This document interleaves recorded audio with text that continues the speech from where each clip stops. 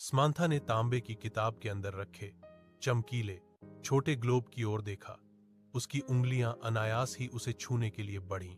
उसने धीरे से डरते डरते महोगनी लकड़ी के ग्लोब को छुआ। जैसे ही उसकी छोटी उंगली ग्लोब से टकराई, एक अद्भुत चीज हुई। ग्लोब घूमना बंद हो गया। फिर उस पर उकेरे गए स्लीपिंग ड्रैगन, सोया हुआ ड्रैगन के नक्शे पर एक छोटी सी जगह हल्की सी चमकने लगी। यह वही जगह थी जहां नक्शे पर चांदी की लाइन शुरू हुई थी। अचानक कमरे की शांत हवा में एक मखमली गहरी आवाज गूंजी।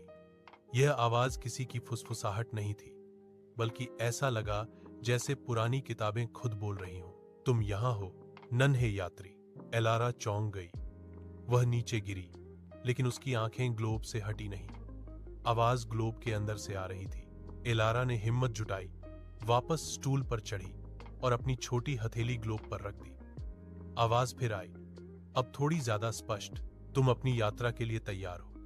पहला कदम वहां। और फिर ग्लोब की लकड़ी पर स्लीपिंग ड्रैगन की पूंछ के पास एक नया चमकीला लाल बिंदु उभरा। यह बिंदु एलारा के घर के कमरों को दिखाता एक नया नक्शा था, लेकिन इसमें एक अतिरिक्त अपरिचित कमरा भी था। एलारा अब जान गई थी, इस कमरे के नक्शे और किताबें सिर्फ पढ़ने के लिए नहीं थीं, वे रास्ते थे। समांथा ने तांबे की किताब के अंदर रखे चमकीले छोटे ग्लोब की ओर देखा। उसकी उंगलियां अनायास ही उसे छूने के लिए बढ़ीं। उसने धीरे से डरते डरते महोगनी लकड़ी के ग्लोब को छुआ।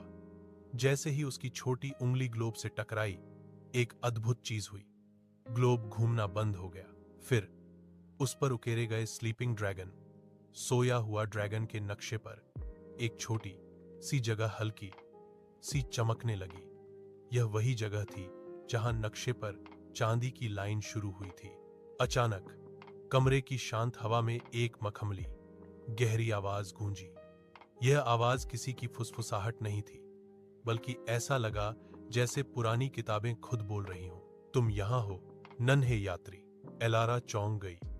वह नीचे गिरी, लेकिन उसकी आंखें ग्लोब से हटी नहीं। आवाज ग्लोब के अंदर से आ रही थी। एलारा ने हिम्मत जुटाई, वापस स्टूल पर चढ़ी और अपनी छोटी हथेली ग्लोब पर रख दी। आवाज फिर आई, अब थोड़ी ज्यादा स्पष्ट। तुम अपनी यात्रा के लिए तैयार हो। पहला कदम वहां। और फिर ग्लोब की लकड़ी पर स्लीपिंग ड्रैगन की पूंछ के पास एक नया चमकीला लाल बिंदु उभरा। यह बिंदु एलारा के घर के कमरों को दिखाता एक नया नक्शा था,